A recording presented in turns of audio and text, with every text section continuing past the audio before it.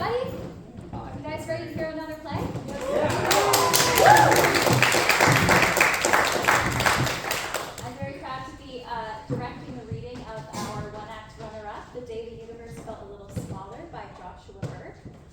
This is a really lovely little show about relationships coming together and coming apart, so similarities to the last show you saw. And yeah, does anyone remember the eclipse that happened? Just not that long ago? Ring the bell? Yeah. This show's about that, so something we all kind of experience. So my name's Mary, I'm the director, and I'll just get everyone to kind of stand, introduce themselves and what character they're playing. You want to go first, Reed? Sure. Hello, I'm Bree Sparks. I will be playing Riley. Hello, I'm Sarah Hughes, and I'll be playing Allie. Hi, I'm Jordan Como, and I'll be playing Maisie. Hi, I'm Rain O'Connor, and I'm playing Jack. Hi, I'm Evan Rockwell, and I'll be playing Connor. And I'm Scott Harris, and I'm playing Archie. Thanks. Great. I'll be reading stage directions. Right. The Day the Universe Felt a Little Smaller by Joshua Burke. The play begins with lights down.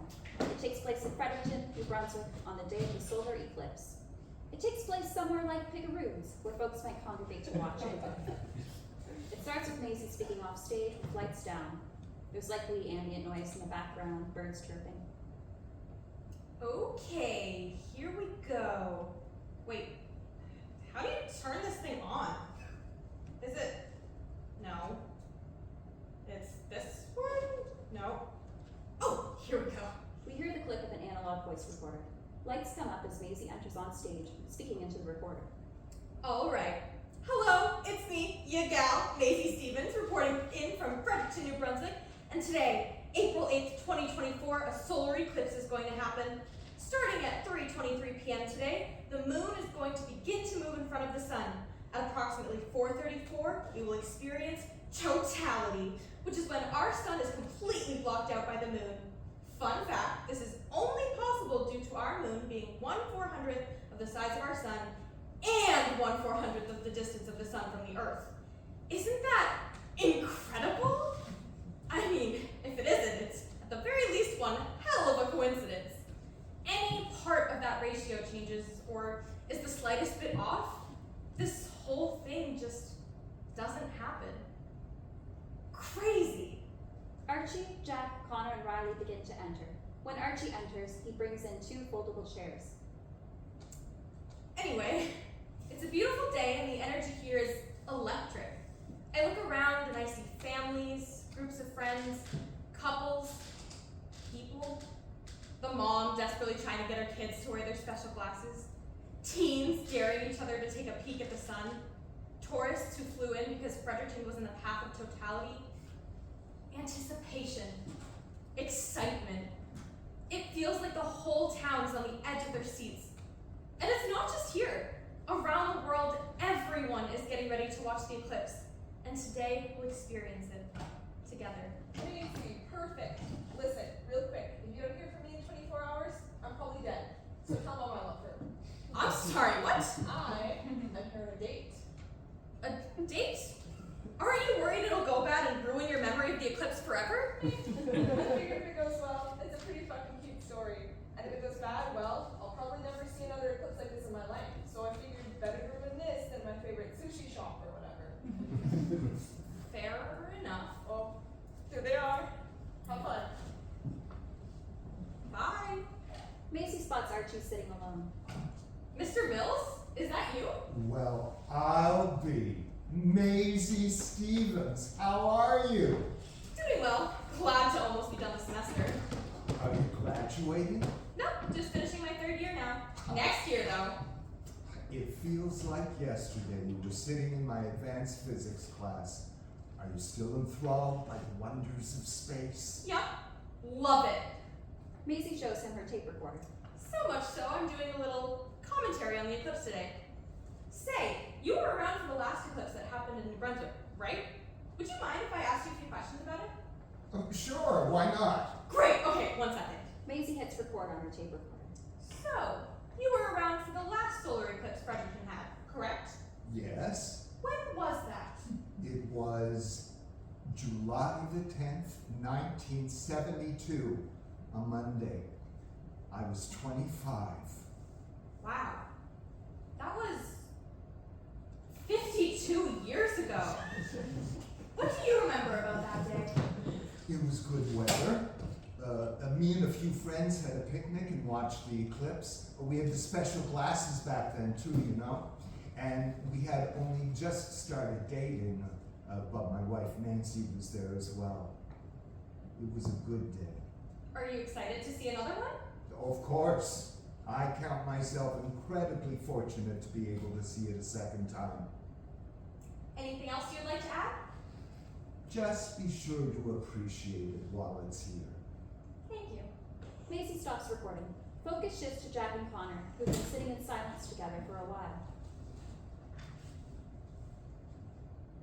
So, how do you feel about exams coming up? Fine. Fine? Yeah, fine. Are you worried about any? Feel good about any of it? I feel fine about it. Fine. Yeah, as long as I graduate, it doesn't really matter, does it? I guess.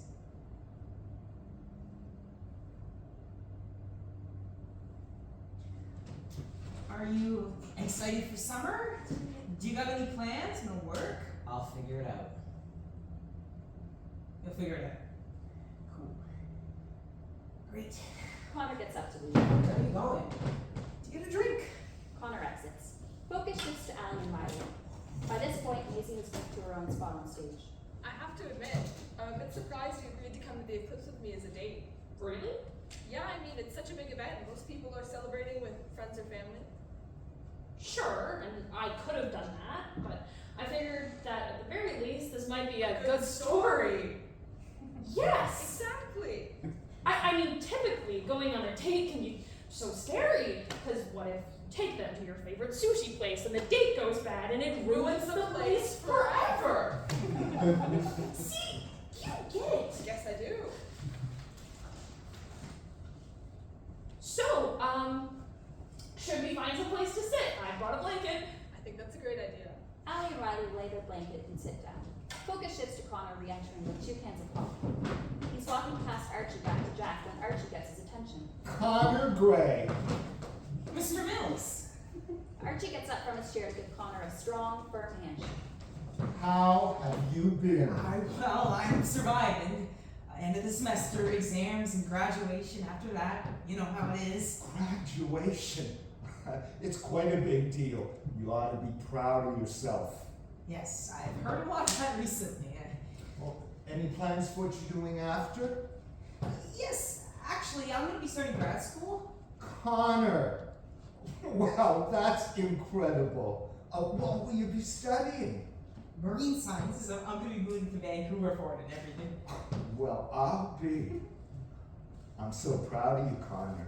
I saw firsthand how hard you worked in my classes in high school. I believe you'll do great things. Do you mean that, Mr. Mills? Of course. Thank you. It's nice to hear that someone is excited for me. I feel like I've been treating it like it's not that big of a deal. So, thanks for that. Have you been not been celebrating it with your friends yet? No. I haven't actually told most of my friends. Most folks are still taking exams. They're just, they're stressed, they're busy, and I don't know. I've only told Jack so far. He's been giving me the cold shoulder ever since. You and Jack are close, yes? Yeah, he's my best friend. Oh, I can imagine that's difficult. Have you told Jack how much this means to you? Not yet. Just that I got accepted, and then I'm going. Well, when you get the chance, open up to him about it. Be honest about how you're feeling about leaving, what excites you, but also be sure to tell him what scares you, your doubts, your fears. I think you'd be surprised at what a little vulnerability can do. Thanks, Mr. Mills. I'll try my best. I know you will, son. But most of all, don't be afraid to have some damn pride in yourself. You deserve it. Thank you. Connor begins to leave, but after a moment he turns around and returns to Archie. Mr. Mills, Yes? that didn't help at all. I'm sorry? Your advice, it didn't help. Listen, I appreciate the words of wisdom. I do. I wish this problem was as easy to solve as listening to some motivational words and then going and talking about my feelings. But if it was, I would just rewatch Ted Lasso for the third time. Ted Lasso? It's a show. It's like soccer. You know, football, I guess. Anyway, and this guy is coaching it. Look, that's not the point. The point is that it's just not that simple. And why isn't it? Because, well, like, I'm leaving my best friend, right? I'm leaving him and all my other friends behind. And I'm pulling the metaphorical trigger on my life and starting over in Vancouver. But I don't need to. I could stay. I could stay and even be happy. I got offered a job that would start up in the fall. It's a good one too, and I'd be comfortable. But I just know that if I stay, I feel like I'm not really living. You know, that I'm missing out. I just feel like there's so much more for me than that here. So I'm going to Vancouver. I'm not even 100% sure it's the more that I'm looking for. You know, it's cool and it's something. But how do you tell your best friend that you're only 65% sure that leaving them and uprooting your life is the best choice? What, you're gonna do it anyway? Can you give me a motivational monologue that will help with that, right? Can you? You can't. See, you can give a great speech. You can say all the right things, but at the end of the day, it doesn't help. It doesn't make me feel any better. It doesn't make this any easier. It's not supposed to be. Archie and Connor stand in silence for a bit. Archie motions for Connor to sit, and they both do. Permission to be a cranky old man for a minute? Yeah. Go ahead. Sometimes I worry your generation has been sold this idea that if it's the right thing, if it's meant to be, then it'll be easy. But if there's one thing that I've learned from all my years of life, is that this right thing, it's usually hard. More than that, it's scary. You think so? Oh, it's terrifying.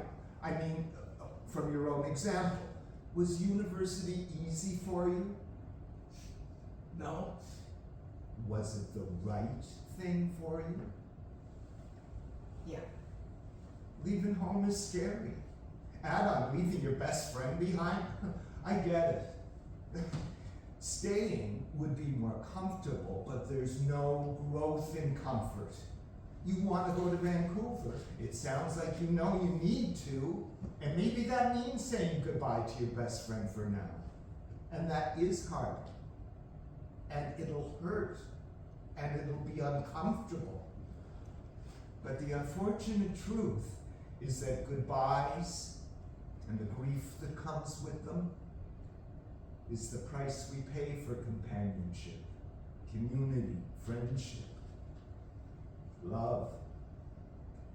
And I'm afraid you have a lot more of them ahead of you in your life, and they won't get any easier, but they will get a little less scary.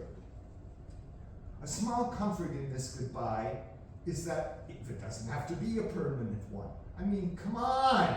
You have those damn phones, use them. You call, you video chat, you make plans to visit, you stay curious about each other's lives. You both grab that friendship by the throat and say, time and space be damned, we are going to make this work. Because we have so precious little time. And we want each other to be part of it. And it'll be hard, make no mistake. But if you two care about each other as much as it seems like you do, it'll be worth it. And who knows? One day, you might get to live in the same city again. But you've got to fight for it. Focus shifts to Allie and Riley. Favorite sitcom? How I Met Your Mother. Favorite comfort food? Mac and cheese. Secret skill? Oh, I kick ass at charades. Something you find weirdly attractive? Being good at charades. Something you think you could beat me at? Probably Mario Kart. Oh, Mario Kart! Or a game of charades. Yeah, there it is. Something wrong with liking charades? Oh, nothing! Nothing wrong with liking charades. I'm just wondering how you might react if I told you I went to clown college. Well, then I just might have to ask you to marry me. Is that so? Riley mimes taking a ring out of their pocket and proposing. Allie puts her hand out. Riley mimes putting the ring onto her finger. They both burst out laughing. I think we're insane. There is no thing. We are. But at least we both know that we'll both commit to the bit. A bit. Right. Wait, that was a bit, right? You didn't actually go to clown college? Gotcha. Oh my god. Okay, you got me good there. I was in an improv troupe for a little while, a few years back. Hope that doesn't change things. What I'm hearing is that you're good at charades. Connor walks back over to Jack. He offers him an orange crush. Drink?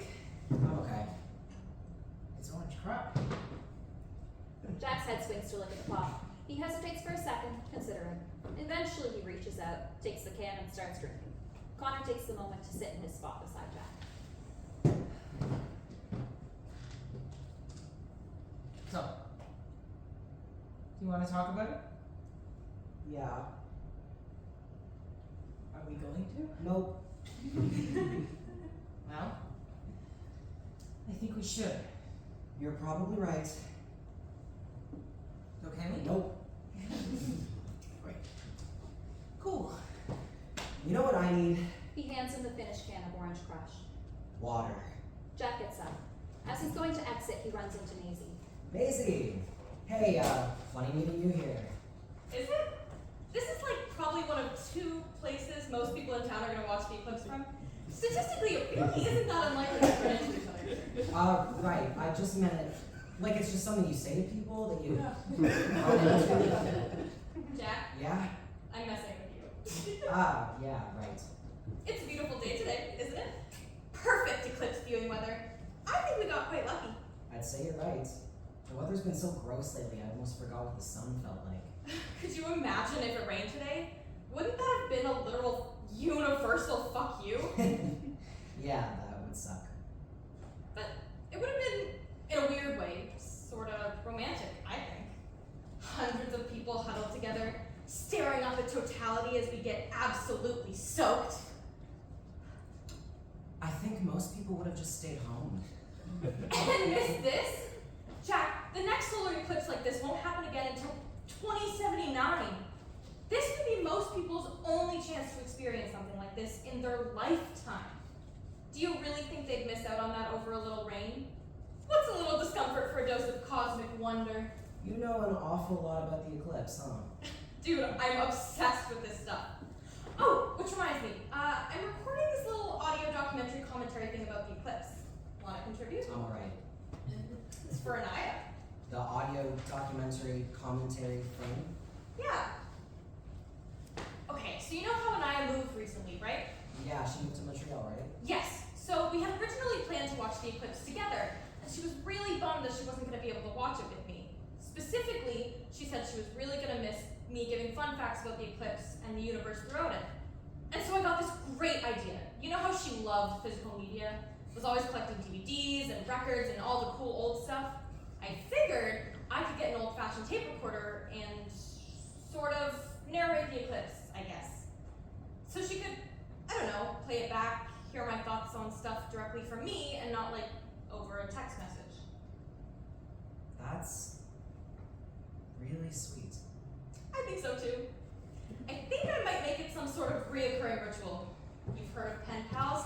Get ready for tape recorder pals. I think the name could use a bit of work.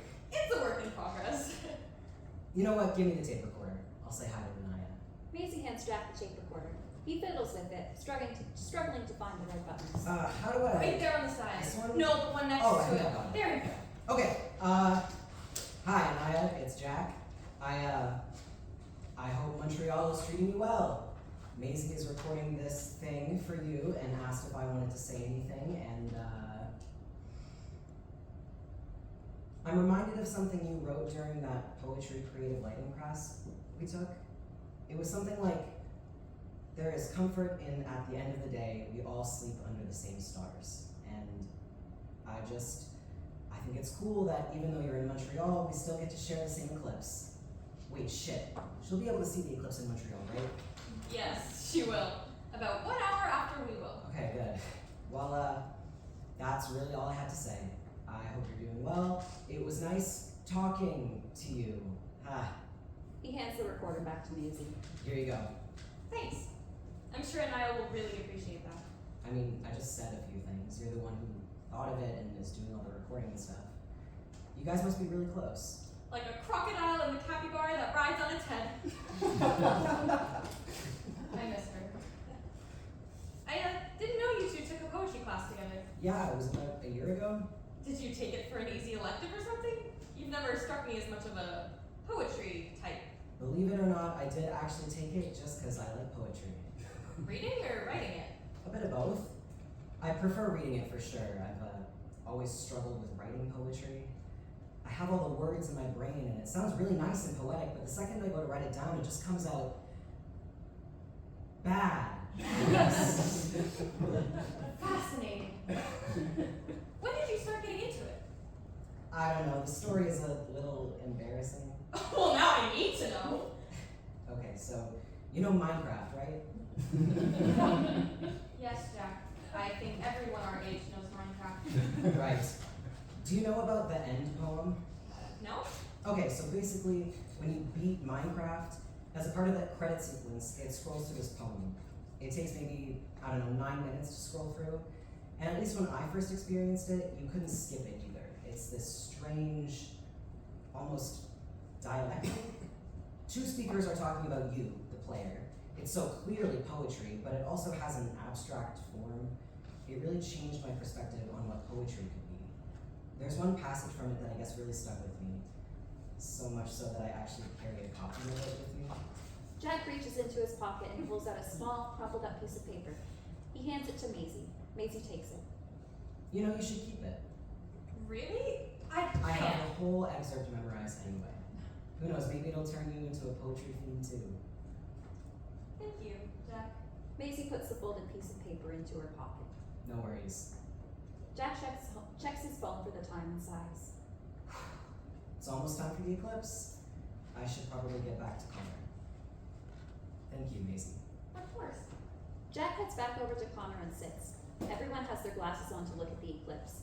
Maisie takes out her tape recorder. She flicks it on. It's gotten noticeably darker at this point, close to twilight. Ambient noises have faded. It's silent. Still. The closer we get to the eclipse, the more the atmosphere has changed. It's 4:32 p.m. now. The sun is barely a sliver in the sky. It's gotten a lot darker. Almost twilight now. The temperature has dropped. These strange crescent shadows are appearing all around. The birds have stopped chirping. There's no distant thrum of cars. Even the wind has settled down. It's quiet. Eerie, even. It's almost as if the earth itself is holding its breath in anticipation of what's to come. Here we go. Yeah, I'm so excited. It's about damn time. Allie and Riley clasp hands in excitement. And suddenly, totality. Everyone takes off their glasses. Gasps from throughout the group. Damn. Holy shit. Well. It stuns the second time around too, doesn't it, Nancy? Archie looks at the empty chair next to him. Wow.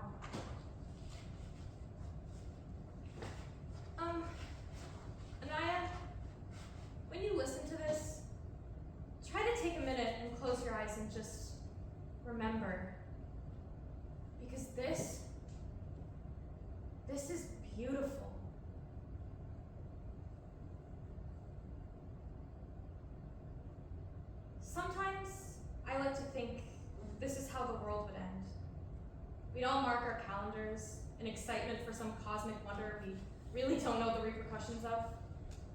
We'd all come together, don our silly little glasses, and face the end of the world, smiling, eyes filled with wonder. If this is how the world ended, it would be okay. If the end had a pretty face, if it swaddled us with awe. I like to think we'd welcome it with open arms, together. Attention shifts to Al and Riley. Wow. It's beautiful. Yeah. It is. So, what's your biggest red flag? I'm sorry, what? I just thought, it might be a good chance for a deeper question. Right. It was stupid. I'm a really bad cook. Oh? Like, horrendously bad. Last time I tried cooking for myself, I nearly burnt down my apartment.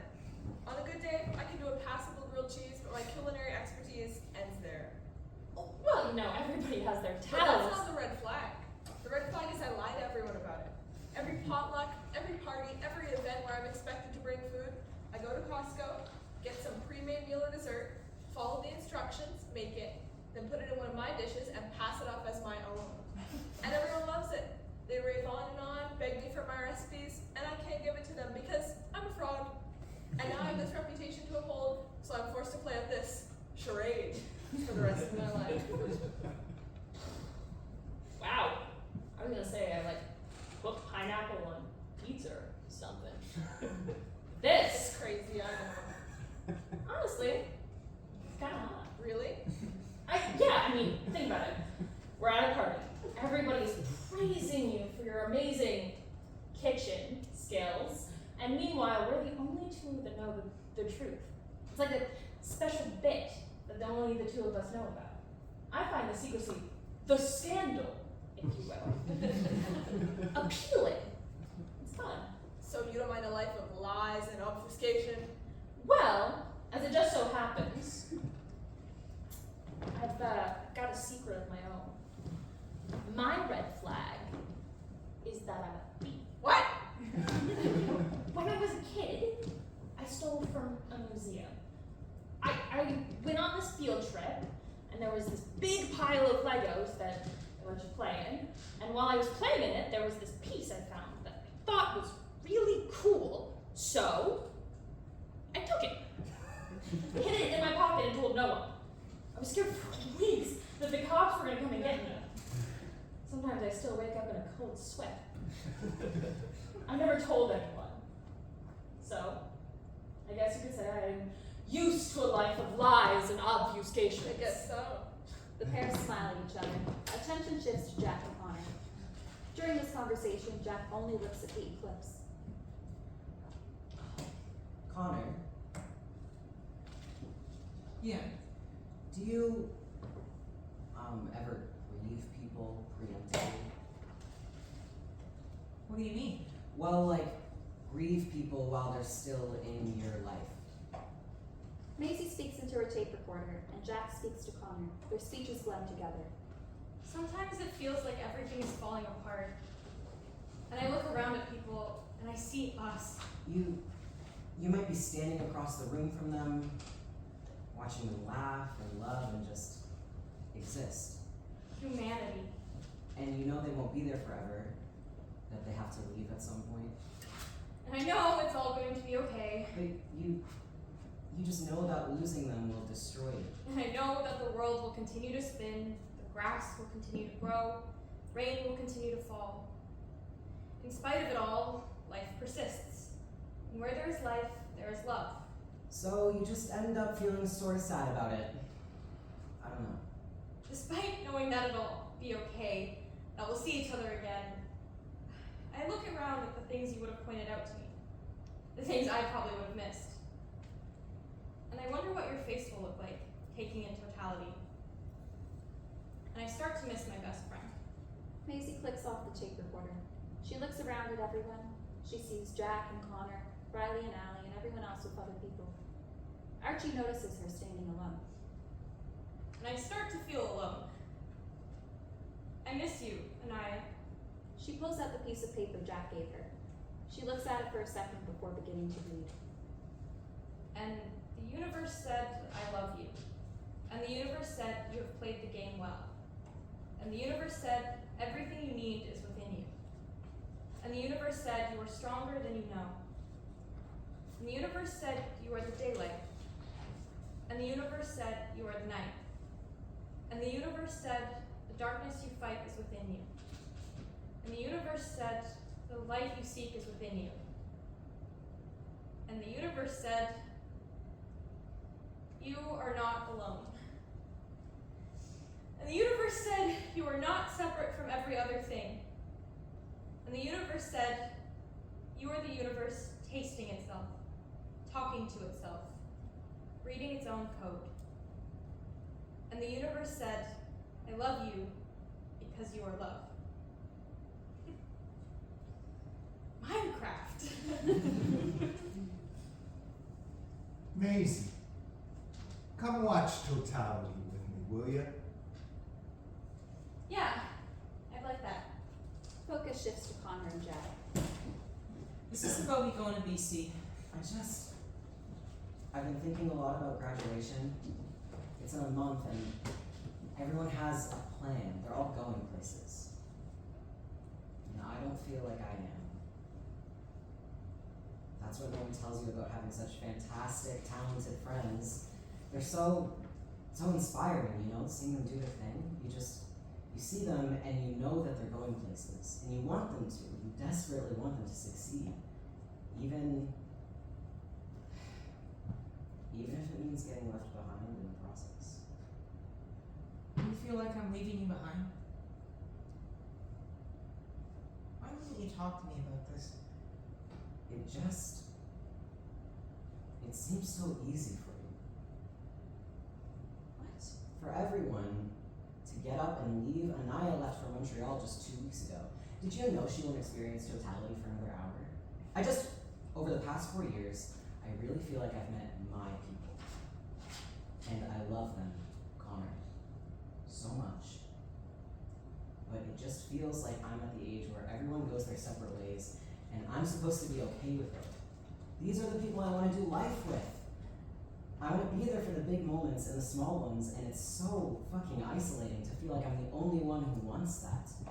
I know it's selfish, but you guys are also incredible. Can you blame me for wanting more time with you? No. I don't blame you, Jack. You're my best friend. I know I want you there for all the moments. Do you really think this is easy for me? You're making it look easy. Jack! It's not easy. I'm terrified.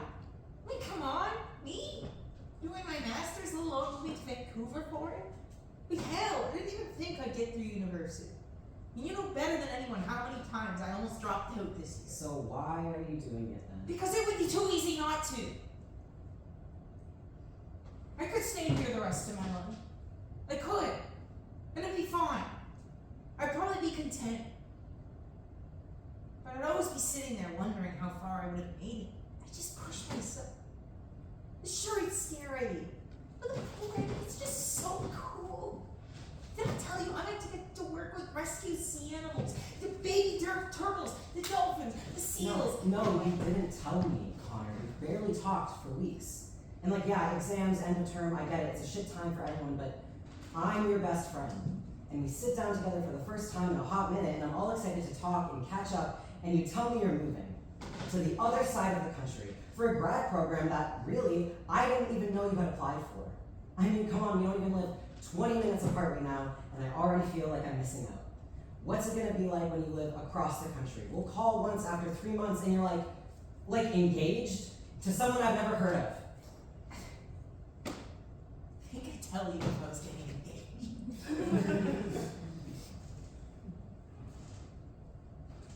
I should have told you about it sooner. I guess I got distracted and excited, and I was a bit scared of hurting you by leaving. I get that. It's just, it would have been nice to be in the loop, part of the process, to be there with you when you sent off your application, to reassure you when you were waiting to hear back, to celebrate when you got accepted. I'm your best friend. I want to be there for you, but it's really hard to do that if I don't know what's going on. I'm really sorry. And I'm sorry too. I know I haven't reacted super well. I was already in a weird funk with graduation and seeing our other friends leave. Hearing that you were leaving too just hit me like a brick.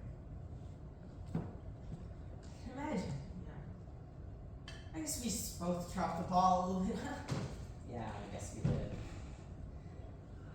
Okay, it feels so good to have all that out there. Does. Okay, so can you please tell me about this grad program? I really want to know more about it. Of course. Okay, so it's marine sciences, right? I don't have a thesis topic picked out yet, but there's so many things I could do, and there's a lot of opportunities for hands-on stuff, like working with sea animals, checking out coral reefs. I'll likely be spending a lot of time on the water, on a boat. Damn, that's cool. I had this moment when my supervisor was telling me about all these possibilities for what I could do with my thesis. When I got myself thinking that, if my younger self heard what I was doing, they would think I was the coolest person on the planet. They would be so excited to get to where I am today. And that's part of the reason why I'm doing this. Even though it's gonna be hard and scary, I'm making myself proud. Well, I'm proud of you too. I'm gonna miss you, but I'm proud of you. Thank you. I'm gonna miss you too. But we'll be okay. We will. Jack and Connor hug. Focus shifts away as totality ends. Focus shifts to Maisie and Archie. Mr. Mills, Yes, Maisie? who is this chair for? It's been empty since you got here.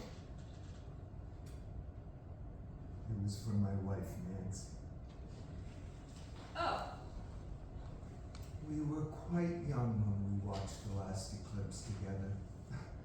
Made a promise that we'd watch the next one together too.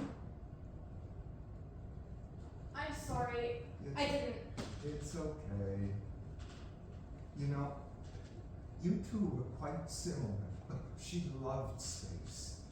The day of the eclipse, she dragged us all out to that field because she'd done research to find the best viewing place nearby. We could have watched it from anywhere, but she wanted the best. It's a shame she's not with us anymore. Oh, she would have loved this little audio documentary thing that you're doing.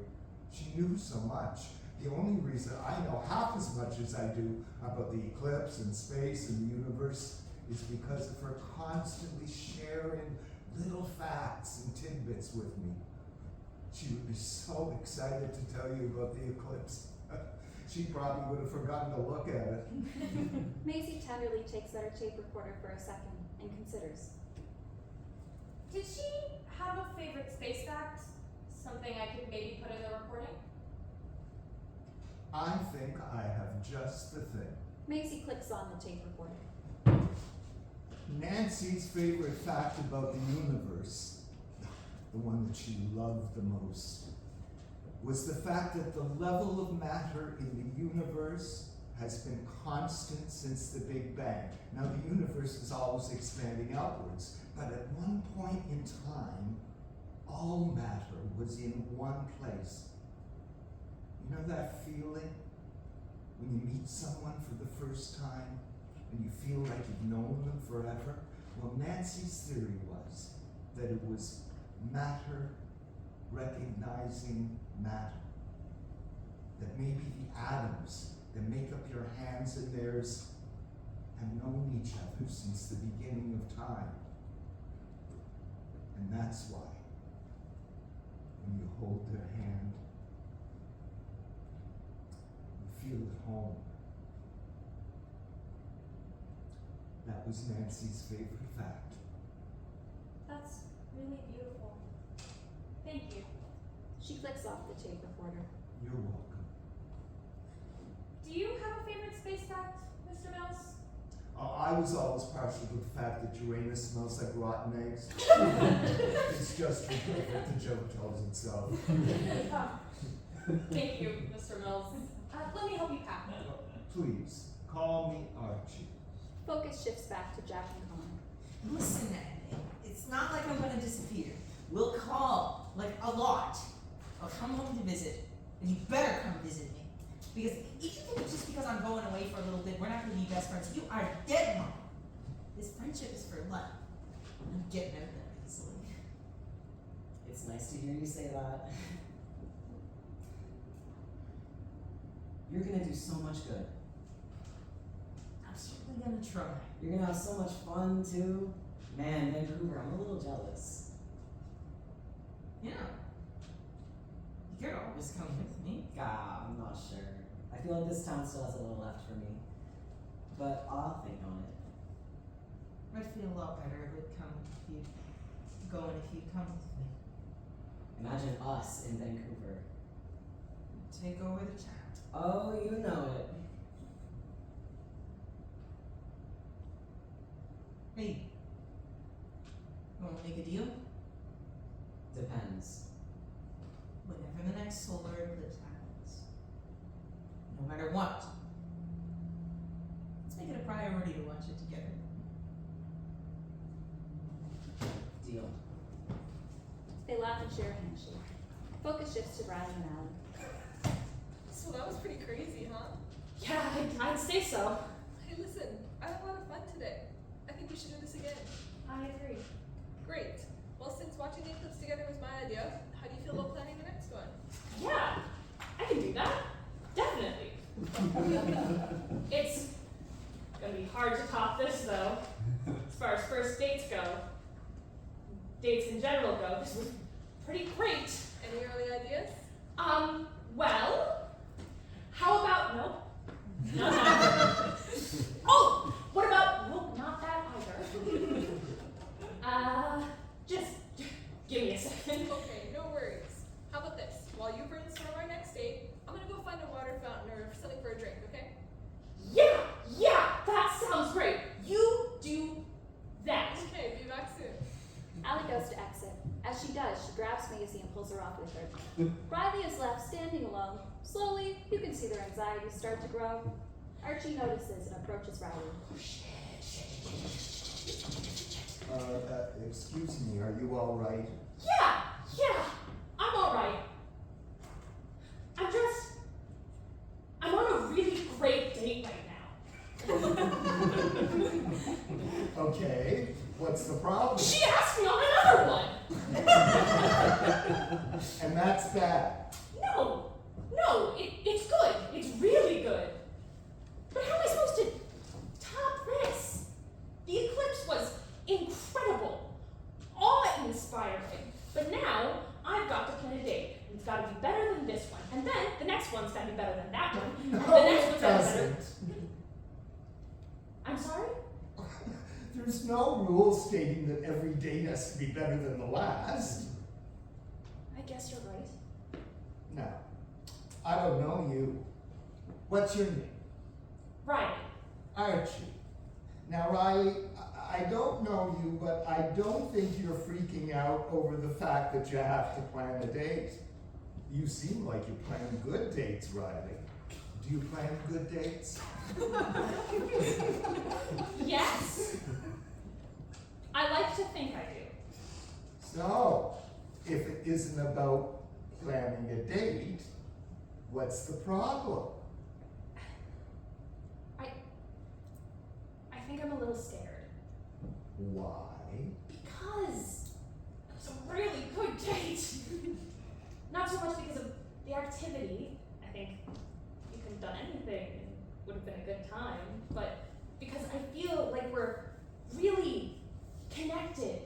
And yeah, it's been one date, but I feel like this has the potential to go somewhere. I want it to go somewhere.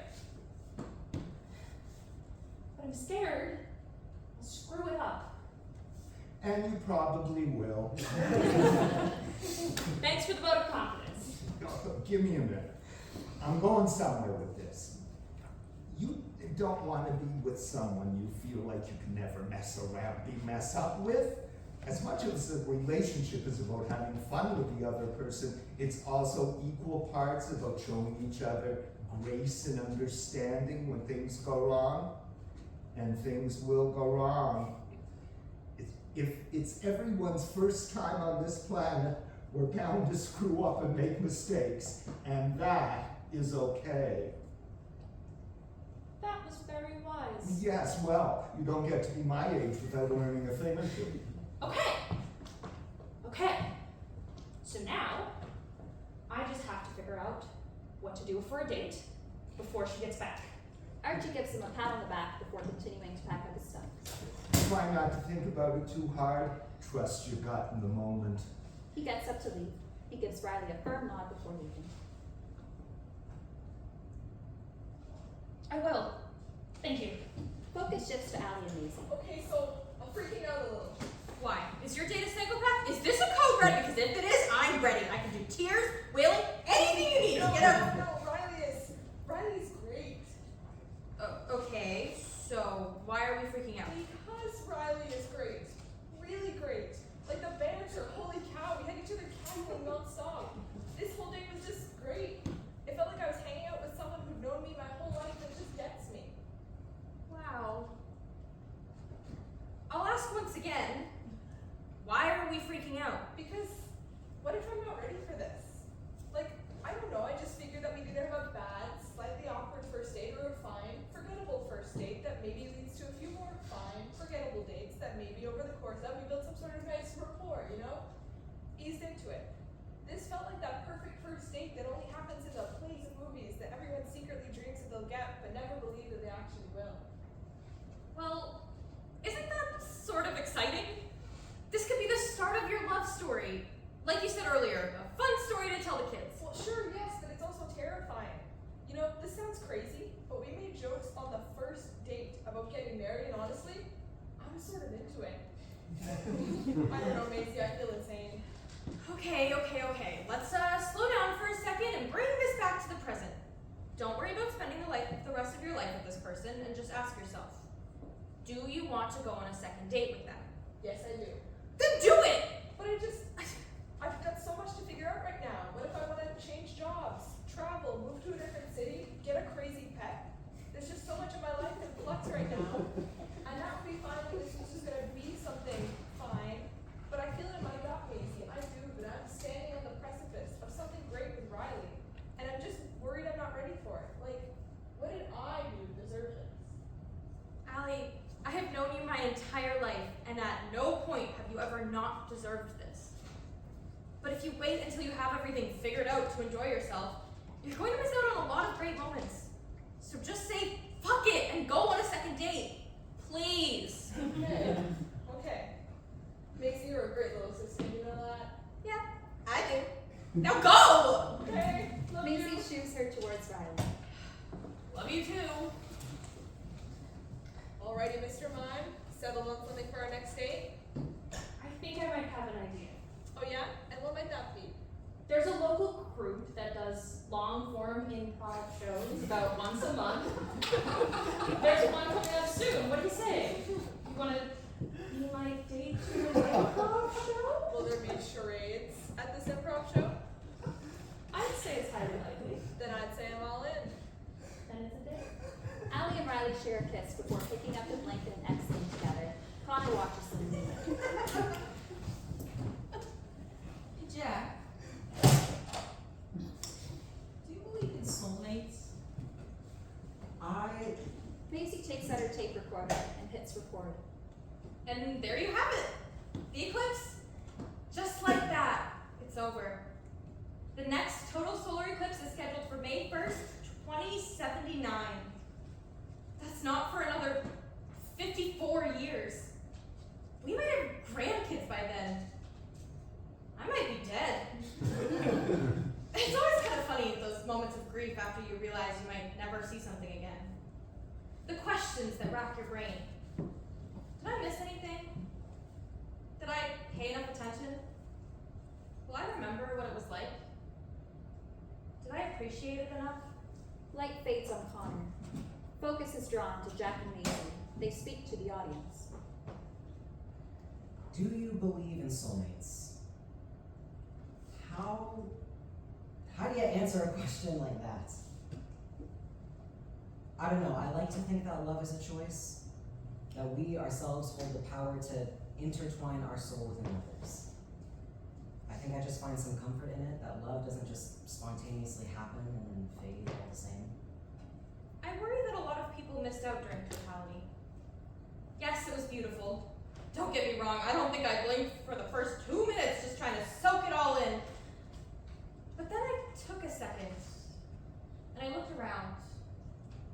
I looked at the people surrounding me. Everyone just looking up at the sky, together. There was something moving about it. There's so much life.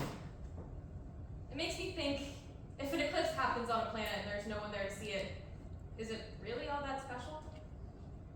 I like to think about how this was the first eclipse in 52 years. I don't know if you saw it, but totality was nuts. A celestial phenomenon born from our stars being completely blocked out of our sky by another piece of rock comparatively the size of a grain of sand. And I think about how after totality, me and Connor promised each other that the next time an eclipse happened, no matter where we were, if we were both still alive, we'd watch it together. I think we're quite lucky. I think maybe this is proof that our universe loves us. Look at all it's given us. It's given us trees, it's given us wind, it's given us sunsets, it's given us the sea, it's given us each other. And what does it ask of us? To live, to breathe, to experience? It gives us so much more than I could ever ask for, more than I could ever want. And then it gives us this too. And I start to wonder if maybe we're made up of the same stardust, or that our particles resonate at the same frequency. That at one point we were part of the same star, and maybe at some other point we were eclipsed by some moon or planet, and something or someone saw our totality. And then our star died. It shot itself all the way across the cosmos. Maybe a little bit of that star ended up on Earth, and through some crazy Rube Goldberg machine string of events of infinitesimal chance, we both end up with a little bit of that stardust inside of us at the right time, in the same place, to get a 2-minute look into our past life. A sort of celestial Ouroboros, if you will. I start to think about that, and yeah, maybe I start to believe in soulmates a little. I think of what Mr. Mills, Archie, told me, that the level of matter in the universe has been constant since its birth. That you and I have been a part of this universe since its inception, and will continue to be long after we're gone. That everything that has and will exist till the end of time once started in the same place. I think about that, and the universe starts to feel a little smaller. But maybe soulmates aren't our romantic partners, but the friends we find in every lifetime. The ones that being friends with is never even an actual choice, because when you find them again, the familiarity is already there. So I turn to Connor and I say, no, I don't think soulmates exist. But best friends do, and that's close enough for me. Come on, Jack.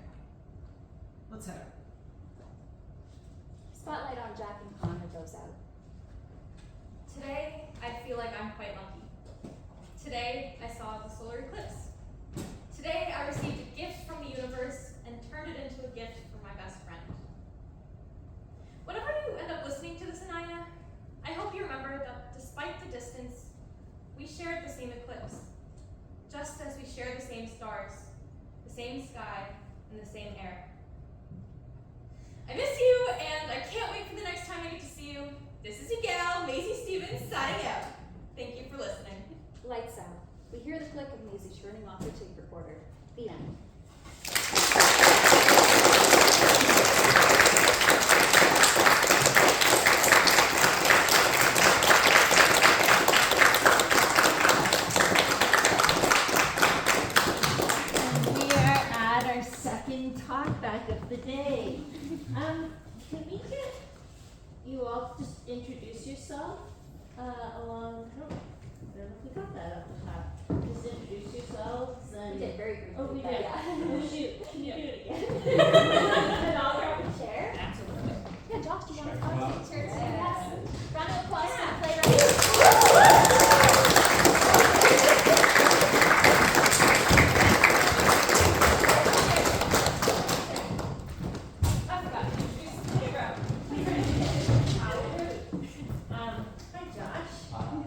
How you feeling? I'm feeling good. Good. What was it like to hear it out loud in front of an audience? It was very fun. It was the first time that we've gone to have the whole cast together to do a full read through, so it was really fun to finally hear the whole thing. Today was. Yeah, today was. Yeah, we read the whole thing one bit, but yeah, we've gone through it all, but sort of in sections, because during NotaBle, especially people doing different jobs or the festival, it's hard to find rehearsal with like when 7 people can be there. Well, Yeah. Len has a 4-actor rule. Yes, and why you hear how you got away with this. That's great. I think I got away with it because I built up a lot of goodwill with Len. The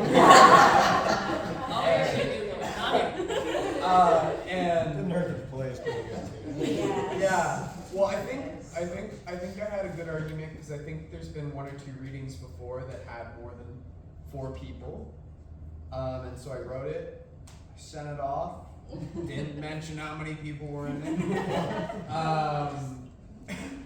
and I get an email from Len, who's like, "Hey Josh, you know there's a 4-person limit in NotaBle, right? Or did you just forget?" I was like, "No, Len, I knew about the 4-person limit. I elected to ignore it." I was like, "Yeah, I couldn't. I wrote it and I couldn't cut anyone." Yeah. Okay, interesting. Because you got the attachment. They all did seem intrinsic Yeah. to the story. Yeah, and so I was just like, I couldn't feel good about cutting any of them, so I just decided to submit it as it is. And then it was like, "It's a shame, it's a really good play." I was like, well, if you work for a reading, maybe, I don't know. If you like it. So what were some of the changes? Because I know there were. Just tell us a little bit about even where, like from beginning to the kind of the course of the development. Yeah. So, it's been in the works for a while. I wrote the first thing I wrote for this was Jack's half of the monologue at the end of the play that's like split into like 5 sections now. It was originally 1 mega monologue, and that was the first thing I wrote, and I think I wrote that like 2 weeks after the eclipse happened. And then I left it, and I really liked the idea of the eclipse being a shared experience that like everyone kind of has their own story for, and I wanted to explore that. I was like, well, what if it rained during the eclipse? What would a first date look like during the eclipse? And so I kind of got some ideas. I wrote little things down, but I didn't do a lot with it. And then I'd slowly been writing stuff, and well, I guess over the course of the last year, having graduated last year, I am at the point in my life where a lot of my friends are starting to move away. A really close friend of mine, Armin, moved back to India this year. A lot of my friends are talking about where they're going to move to next, what they want to do for grad school, and so that I wanted to write about that too, and I started to pull the ideas together, and this started happening. Yeah, it's people. It's like it's great Yeah. to see it play with lots of people in it. Yeah, it was Under the dome of the eclipse. yeah, it's just like I think it was a really cool setting because you can to an extent kind of just be like, well, it's space magic, right? Like that's bringing these people together, and it's just a little bit mystical, I think, and it's a really fun platform to play with. And we were all talking about this last night, actually, that there's this almost fear of missing out during the eclipse, because it is something that you might only experience once, that, I don't know, brings like a certain I feel like a certain like honesty forward. And so it was really fun to play within that. Do you have any questions for the audience or actors?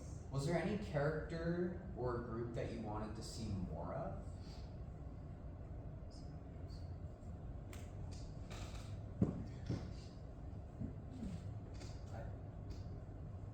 Alex? I really, there's a lot I think to be like depths to be plumbed from Scott's character. Yeah. I think you know, oftentimes comes in as sort of like the wise old man, but like not all old men are wise. You know? he's dealing with a lot, right? Yeah. Like, and I think there's more that can be done with that character. Like I feel very drawn to that, maybe because I'm starting to feel like an old man. I'm not there yet. Yeah, I You think have a ways. yeah, there's something to him. I like him a lot. Yeah, I was feeling that person. I was like, I gotta write more Archie scenes now. She's got more in them. Anyone else? Yeah, Rebecca. I think another character that could be kind of juked up is the city of Fredericton. Yeah. Because in that particular moment, because during that particular eclipse, like it went over a huge part of the continent, but Fredericton was one of the only places on the continent where it was sunny and perfect. And so that was like a 1 in it, like Toronto it was cloudy, Montreal ended up being like we really got so very, and Texas, like everybody kind of got the short end of the stick, but Fredericton, we were so lucky. And so Fredericton was just this, well, New Brunswick in general, but Fredericton, like, so I just think, because you mentioned a few times in the play, like the next one, there are a lot of next eclipses that are going to be visible other places, but it's the next one in Fredericton, and because we were so lucky that we got to see like a perfect eclipse, there wasn't, I think that little nugget could be zhuzhed up a little bit, because it was so great, there wasn't a cloud, like, we were so lucky. While you were watching, did you think, where was I? What was I doing during this time? Absolutely. I was listening to Becky Chaussee narrate it all. Fredericton party. Yeah, that's a great question that I wanted to ask, because that was there's written in the script. I'm like, leave a palpable pause for like the audience, because the intended effect is during the totality sequence for people to hopefully think about and relive what they were doing in the eclipse, and then really almost like become part of the play. Because it is a really cool thing where you get to share that with everyone on stage. You've all been through this before, and I think that's special and fun. Yeah, and just hearing you talk about it, then I get this image of all these characters on stage looking up, and then some wicked ass lighting happening, right? And just because we are seeing everyone's inner thoughts, or some inner thoughts and some conversations, I guess, that are happening during the actual event. Yeah. Yeah, that's the back. I just think this show would be so amazing as an immersive experience, like with non-traditional seating, and you could do the lighting, just as you were saying, right? But having the characters in and amongst the audience, so they're part of it, Yeah, you could add a take a room. Yeah. Any questions do you have more questions? I'll probably think of some, but Yeah, as they occur to you, popcorn them in. Does anyone have questions for Josh or comments or? Yeah. Yeah, I just on the 4-person thing, I was just wondering, because I love seeing we've got the beginning of a new relationship and kind of one coming away, and I was just wondering if you've ever thought about or played with the idea of doubling the couples, kind of being two sides of the same coin, and having, if you ever wanted to constrain yourself to that. I think there's some contention in whether they're viewed as couples, right? Couples in the broad sense of Yeah. two people.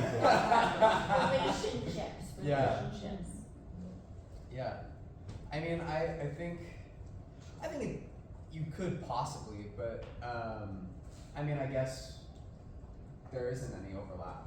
I didn't realize that until just now. I'm not saying that, I'm just like, Because, yeah.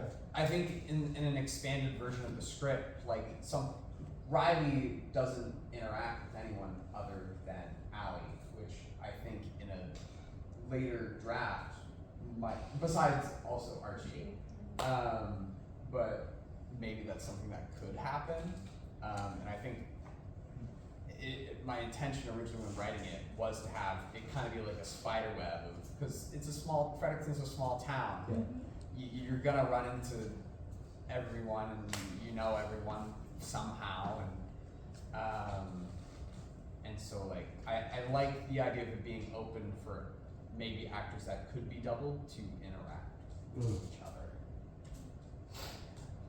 But that is a fun idea. But I also love that, and if that's because I would love to see more of some of the, the ways that the spider web off shoots, like how is that, what's the relationship between that person, because that's really beautiful as well. I'd love to see that. Yeah, I got like a super strong sense of community here. Oh, everybody knows everybody, or somehow connected. Yeah.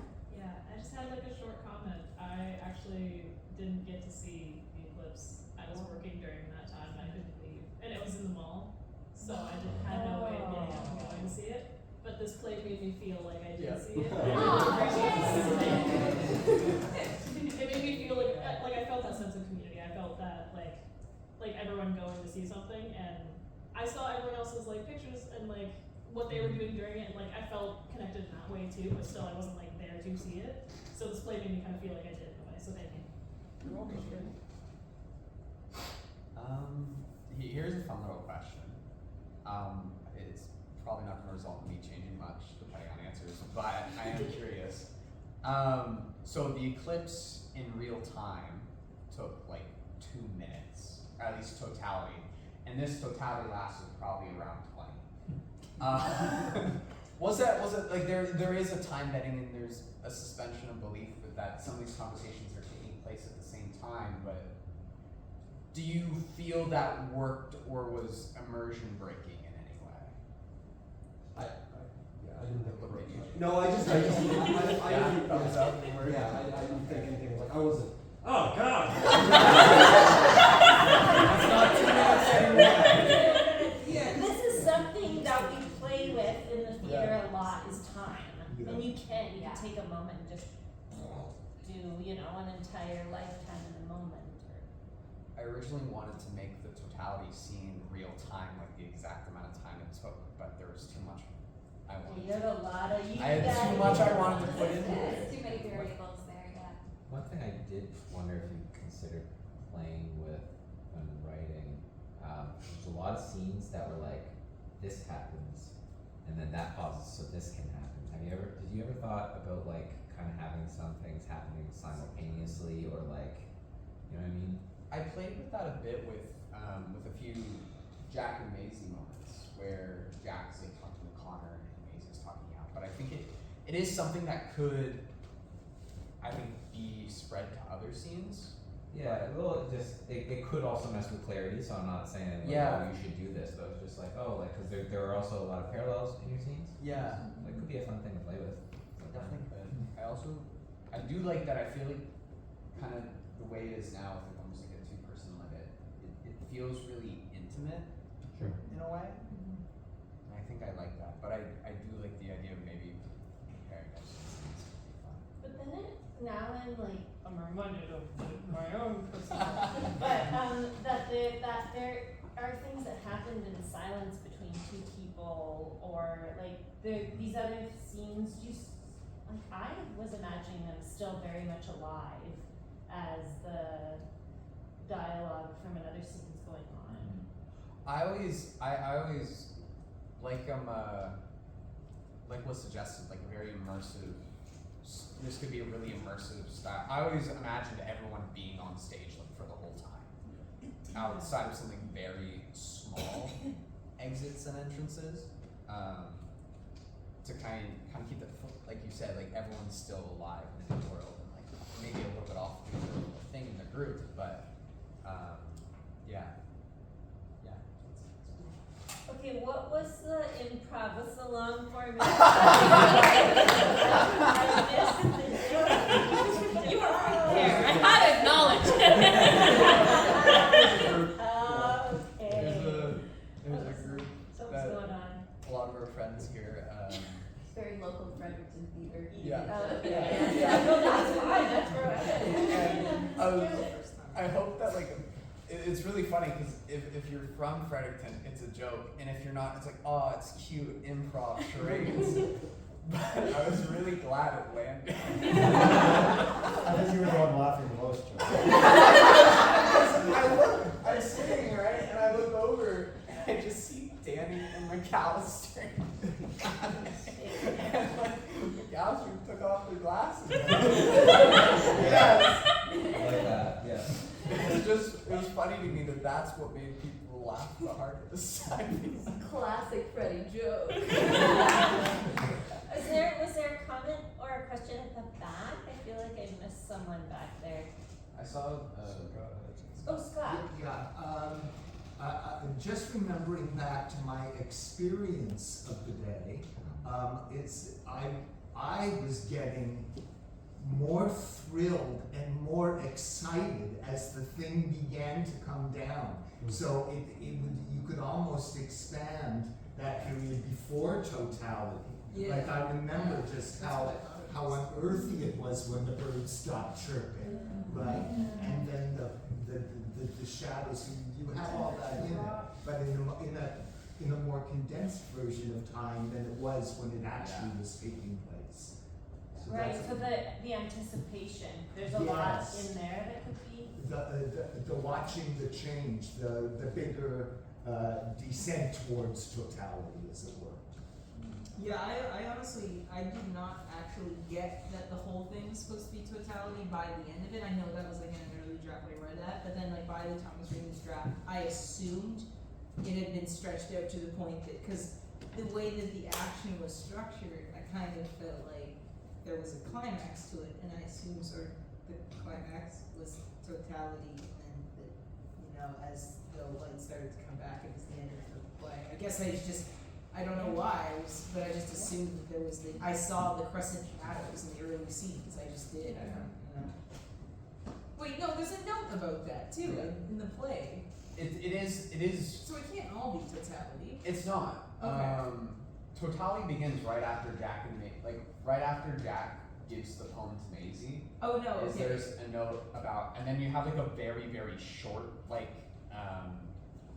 kind of like normal into the Twilight Zone before totality. But I do think that was a much larger time period of the day, and here it's like condensed to like maybe like 2-3 minutes. And I think that could be expanded on. It got colder too. Yeah. Yeah, I was thinking make that bigger. Maybe like why there's something cute like this Okay. or Jacket's alley. It's getting cold out. Little this is an example, but And that could be an interesting thing, just to like, if you need prompts of Yeah. like, what were things that the setting did that might affect a character's motivation to do something? Yeah.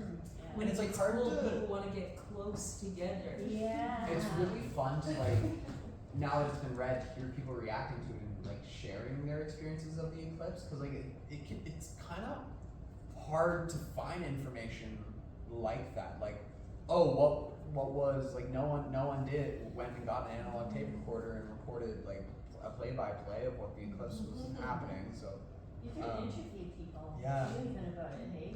that's something I considered doing way forever ago, and then I didn't, and I kind of regret it. You can But make it it's out still- documentary. Even stuff like Fredericton was the only place that was like They got a super really nice and good sunny. eclipse. Like Yeah. it's had a totality went over a lot of cities, but we're one of the few ones that got like a great view. Perfect. it's cool that it's Fredericton too, because it adds on to the rarity of the experience. If it's extra special that it was here, and then interesting for characters too. I also think about the color of the sky changing. For some reason, that was something I kept expecting to come up because that was something I remembered quite distinctly. Is the not like just the sun itself, but like that the world was like setting itself into like a temporary night, and you almost have that thought like, what if it doesn't come back or something? It wasn't like a sunset or rise, it was just like someone Yes. just turning the dial on the lightness on the whole sky, like flat. And then turning the dial back up. Yeah, Yes, it's I think like- back to yeah. you. Because it had no distortion from the atmosphere at the angle that the sunset does, where it creates a goldenness. Instead, it just dimmed it, and it's very eerie. I mean, I'm just right there right now. I remember how thrilled I was when it got dark enough that the street lights came on. Yes. Yeah. There's these little moments. Maybe at Pickering's the light bulbs come on. I was on campus and like on the upper courtyard, and just for that little period, all of the lights came on, and it was insane. Like everything was so still and quiet and peaceful. It was just lonely.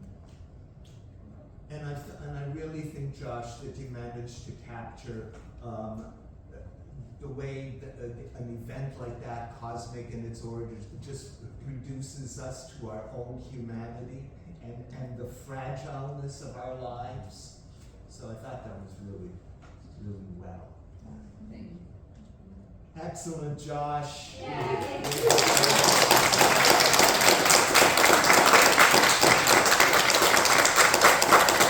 Okay, I said everyone was gonna introduce themselves. And then we didn't. Let's do it.